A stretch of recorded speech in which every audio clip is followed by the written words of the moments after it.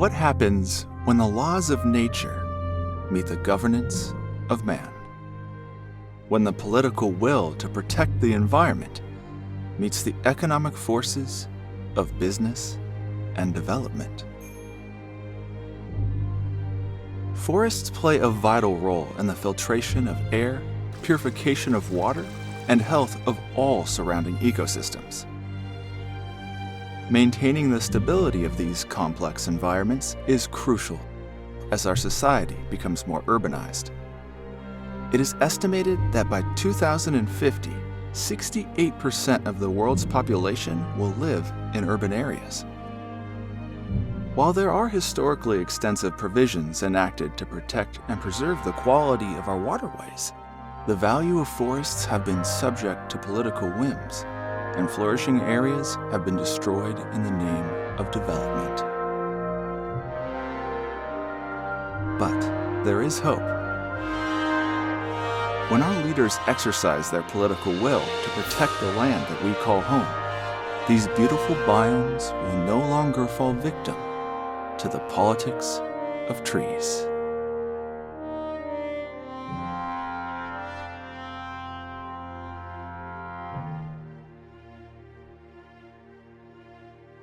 The Chesapeake Bay is the largest estuary in the United States.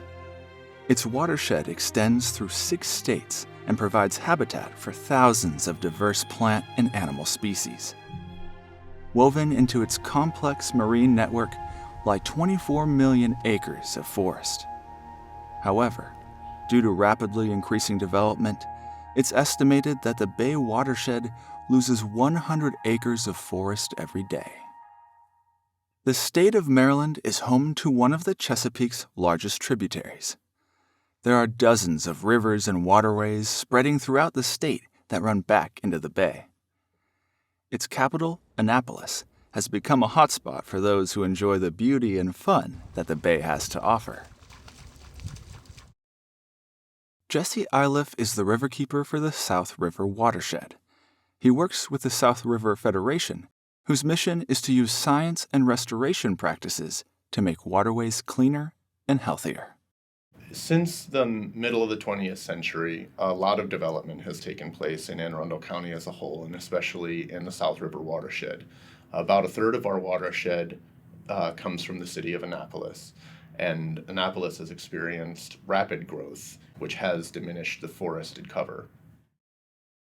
Anastasia Hopkins is an environmental land use activist who works with the Annapolis Neck Peninsula Federation, ANPF, which advocates for responsible land development. They focus heavily on the connection between well-developed forests and the subsequent health and welfare of the community.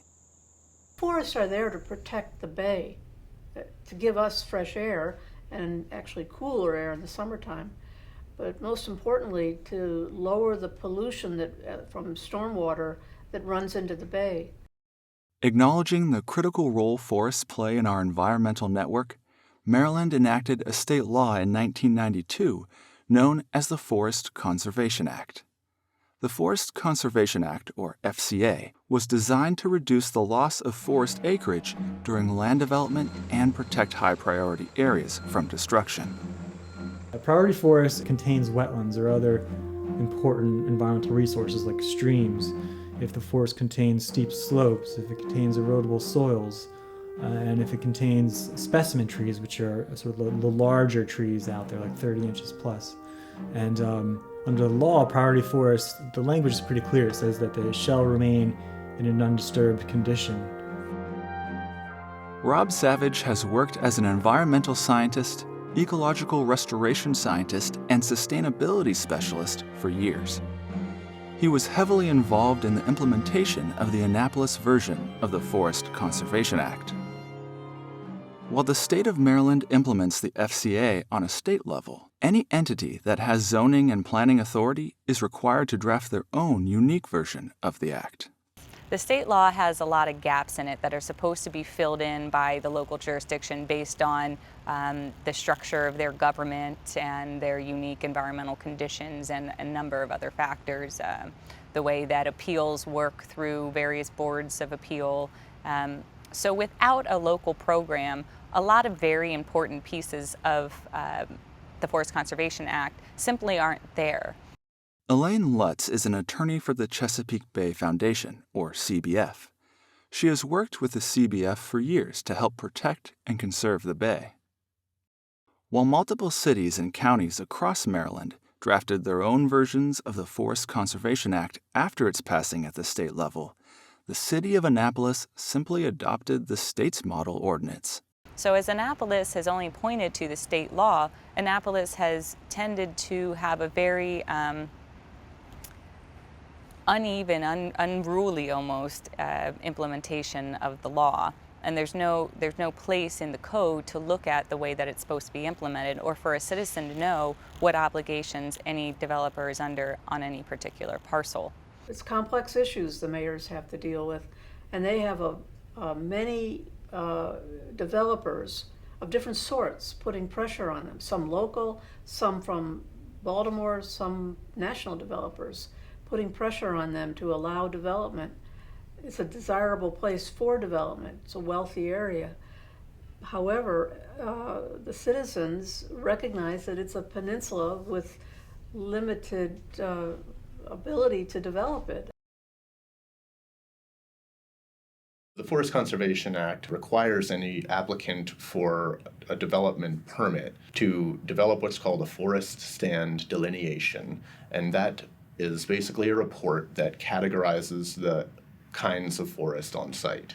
And once that forest stand delineation is accepted by the permitting authority, then they come up with what's called a forest conservation plan, where they express how they are going to design their project to best preserve the areas of priority forest. And it also requires them to explain, if they need to disturb priority forest, why there are no reasonable alternatives to that action.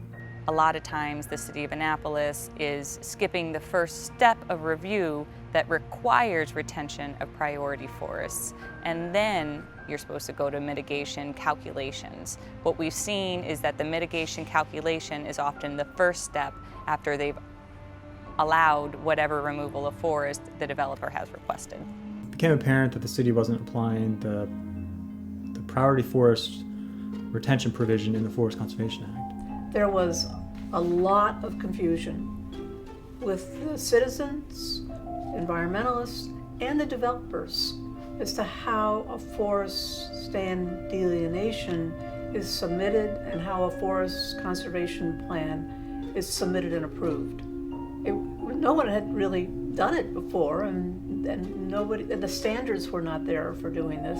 The process wasn't there for doing it. When the public has tried to appeal certain Forest Conservation Act approvals with the city, they've been told to go to different boards, and in some cases they're told, well, you can't testify here, you can't bring your appeal there. In some cases their appeals get completely dismissed. So it's just the public really is bearing a lot of the consequences of the city not having their own ordinance.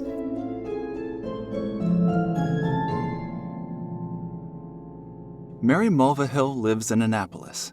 Her property backs up to Quiet Waters Park and an area which was partially designated as an area for development, even though it contains high priority forest. Mary took her concerns about this development project to the city council, but without a local program in place, there was no clear appeal process for her to follow, and her concerns were never met with any kind of consideration. A lawsuit supported by ANPF ensued. There must be an opportunity for citizens to speak early on in the approval process on the Forest Conservation Plan and the impact it'll have on the health, the environment, the surrounding area, and frankly, as a homeowner, the value of my property and my health as a citizen. Right now, the Chesapeake Bay entire watershed, all 6 states, are under an obligation to reduce pollution to their local streams, rivers, and the Chesapeake Bay. One of the best methods of reducing that pollution are forests and trees, and the taxpayers are paying to do extensive reforestation across the entire watershed. And each time we give a freebie, if you will, to a developer and allow them unlimited clearing, then that replacement is going to fall back on the taxpayers as an economic burden. Jim Urban is a landscape architect and has lived in Annapolis for 41 years. He has been actively involved in the environmental community and has extensive knowledge of plant, tree, and soil health. Actually, saving a forest is pretty cheap. All I got to do is just stay out of it.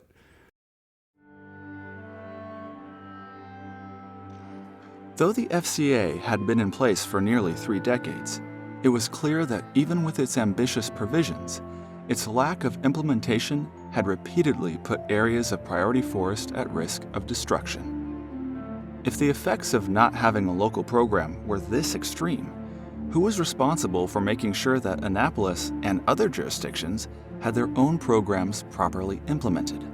What was wrong with the Forest Conservation Act was that it just wasn't being really applied. So when we went to the people who were supposed to be enforcing it, they had never even read the provisions that we were talking about that would have preserved the priority forest.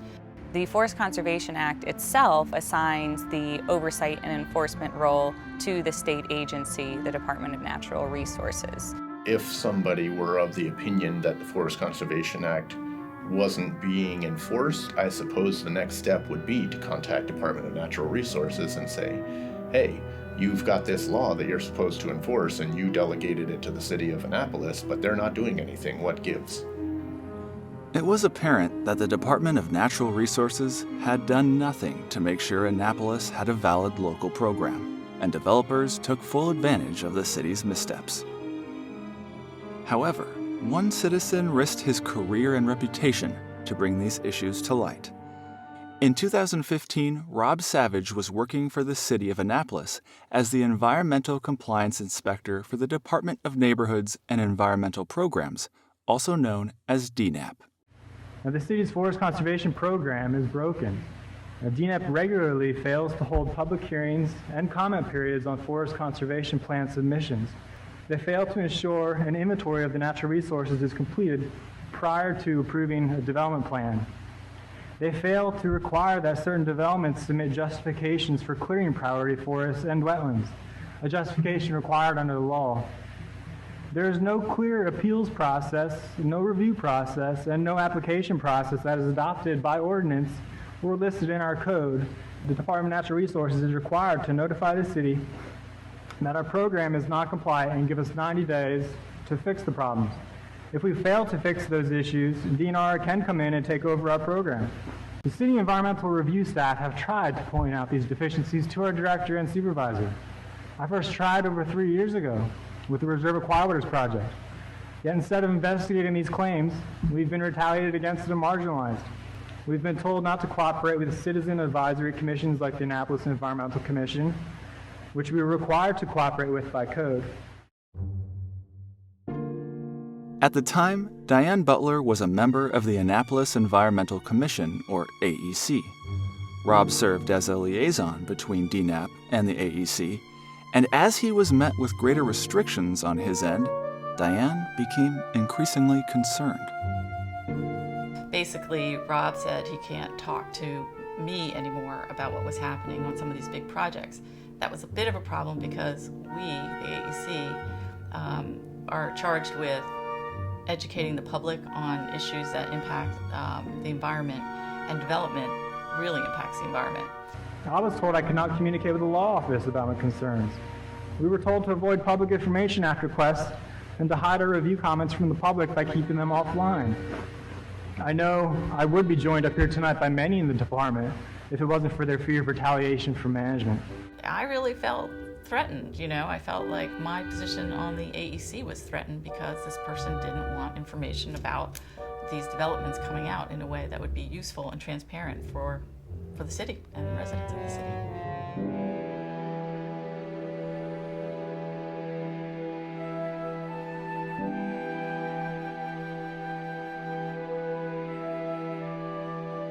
While supervisors at DNAP were quietly preventing their employees from following state laws, and DNR was nowhere to be found, members of Annapolis City Council were doing work to solve this problem. In October of 2014, Alderman Jared Littman and Alderman Ross Arnett began drafting an Annapolis version of the Forest Conservation Act. And they said, we want to ramp it up a little bit. We want to have even higher standards and expectations, which I really lauded. I think it's terrific, and I wish more communities would do that. Anyway, as they were doing their preliminary work, they got notification from the State Department of Natural Resources saying that they couldn't do that and that the state would deny it. When I heard about this, it offended the hell out of me because I thought the Forest Conservation Act was a floor, not a ceiling. The city is allowed to implement a more ecologically stringent plan than required by state law. They just can't do something less environmentally protective. But the DNR argued against that, saying conservation thresholds could not be increased in the city's local implementation of the law. Looking to resolve the disagreement between the Annapolis City Council and DNR, Senator Pinsky contacted Maryland's Attorney General's office. Chief Counsel Adam Snyder responded with a statement declaring that the break-even point does not apply to priority forests, and that local jurisdictions may require greater retention of priority forests. With a statement from the law of the land handed down to them, it was expected that DNR would immediately approve the draft ordinance so that the city of Annapolis could start putting their newly laid laws into practice. But this never happened. DNR came back with their edits in early January of 2016, and by mid-January, Annapolis Council had resubmitted an edited version of the law. The DNR response to that resubmission never came. They are ignoring the legal opinion of the legal expert and legal voice of Maryland, and it's amazing to me that there's no consequence to that. To allow the developers to set our environmental policy, which affects our long-term policy for the health of our state, our country, and our planet, I think is just an abomination. This lack of response revealed a pattern. Once Annapolis citizens and leaders attempted to fix their problems, Pandora's box was opened. DNR had years of previous violations suddenly exposed. It became clear that this problem stretched much further than Annapolis. The forester who wrote the forest conservation plan for the developer actually admitted that the writing of a forest conservation plan and the submittal of it for approval was done merely as something they check off on a list of to-do. Nobody ever really took it seriously. It wasn't a critical document. It wasn't viewed by any standard that would protect a forest. So the developers basically drew whatever seemed minimally reasonable to protect a forest and a wetland and submitted that to jurisdictions, not just Annapolis, but all the counties on the bay. And the standards we found were so low as to be ludicrous. In theory, jurisdictions with any development projects are required to annually submit forest conservation reports to the Department of Natural Resources. These reports outline the net areas of forests that have been reviewed for development, demolished, or reforested throughout that jurisdiction. But in reality, multiple cities and counties across Maryland had misrepresented the amount of development going on in their jurisdictions for years. Some counties had reported that there had been no development at all, while others simply refused to give DNR a report. They had a number of jurisdictions that have basically thumbed their nose at the state and said, we're not going to present a report. And for them to sit on the sidelines and not do anything about it, is abdicating responsibility. I mean, the government is supposed to protect the land, the air, the land, and the water, and they're not doing that. Senator Pinsky questioned the Secretary of DNR, Mark Belton, at the Environmental Affairs meeting in January of 2016. He also spoke with Marion Honeksy, who was the supervisor for DNR's Urban and Community Forestry program at the time. You had reports from 17 counties and 31 municipalities. Now, I know there are 2 jurisdictions that are exempt, so that still leaves 21. I guess I'm trying to understand what happened to the other 4. They didn't submit their annual report. Okay, and as the oversight body, what did you do about that? We report that information to the chair of your committee and work with them in the future to do what we can to help them to meet their requirements. In terms of oversight and regulation, it seems to me you are the agency they have to report to. And I'm just not sure what working with them means. I'm going to ask for some assistance from our forestry folks to get the specifics of your question answered. There are some jurisdictions that will not submit a report. We have a couple of counties that just won't. They do not feel a need to let us know, and they give us the information every 5 years. They feel it's more prudent for them, it's more time-saving for them to do it on a 5-year basis. So basically blowing off the Department of Natural Resources, and they could be clear-cutting, and these statistics about how much we've saved could totally be wrong and irrelevant. I guess I'm a little thrown that you have a county that's ignoring the law of the state, and nothing's happening. Because if we know this development in Anne Arundel County, we don't know if they're complying with the law, number one. We don't know how much acreage is being replanted or decimated. And I guess I'm a little shocked that we're just turning the other cheek and allowing that to happen.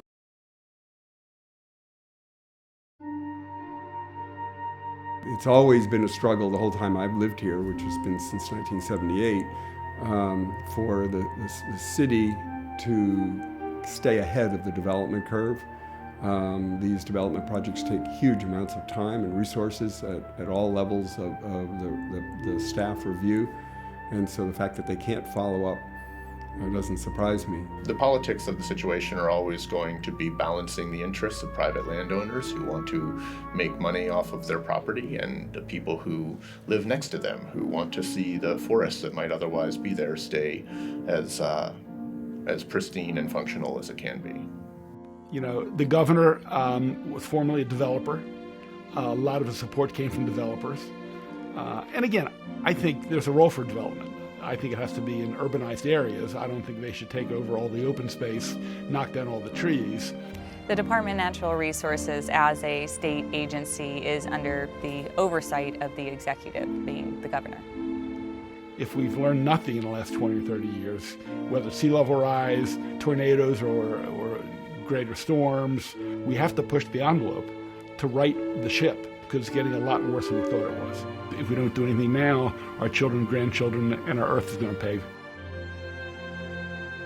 A friend of mine who's an urban forester in Oregon said in a lecture once that the politics of trees was a lot more difficult than the science of trees.